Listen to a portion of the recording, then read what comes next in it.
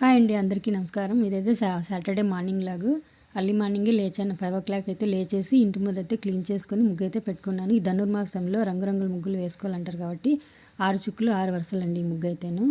మళ్ళీ తులసం దగ్గర కూడా ముగ్గు వేసుకున్నాను. ఇంకా అలాగే మళ్ళీ ఇల్లంతా క్లీన్ చేసుకునేసి నేనైతే ఫ్రెష్ అప్ అయిపోయిన తర్వాత ఈ దేవుడి పూజ అయితే ఈరోజు దేవుడి సామాన్లన్నీ కడుక్కొనేసి దేవుడి పూజ అయితే చేసుకున్నాను. మార్నింగ్ 7 అయినా కూడా చూడండి మంచి అయితే ఎలా కురుస్తుందో. విలేజ్ అనే కాదు, టౌన్ ఏరియాలో కూడా ఇలాగే ఉంది. ఎందుకంటే ఈరోజైతే టెంపుల్కి వెళ్ళాలని, మడిసల దగ్గర ఉన్న పాగోడకి అయితే వెళ్ళాలని మేమైతే అందరూ అనుకున్నాము.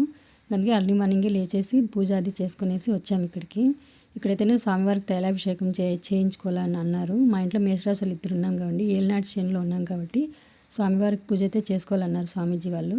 అందుకని ఇక్కడైతే వచ్చినాము. ఇక్కడ శనేశ్వర స్వామిని అయితేను డైరెక్ట్ వీడియో తీసుకుంటే వాళ్ళు ఏమైనా అనుకుంటారు అనేసి నేనైతే చిన్నగా ఇక్కడ తీసుకున్నానండి. ఇక్కడైతేను బయట స్వామివారిది ఫోటో, బయటంతా ఇదండి స్వామివారు, ఆంజనేయ స్వామి వాళ్ళంతా ఉన్నారు. ఇది అయిపోయిన తర్వాత ఇంక మనకి ఇక్కడ ఆంజనేయ స్వామి టెంపుల్ కూడా దర్శనం చేసుకోవాలంటారు కాబట్టి ఇదైతే ఆంజనేయ స్వామి టెంపుల్ బయట.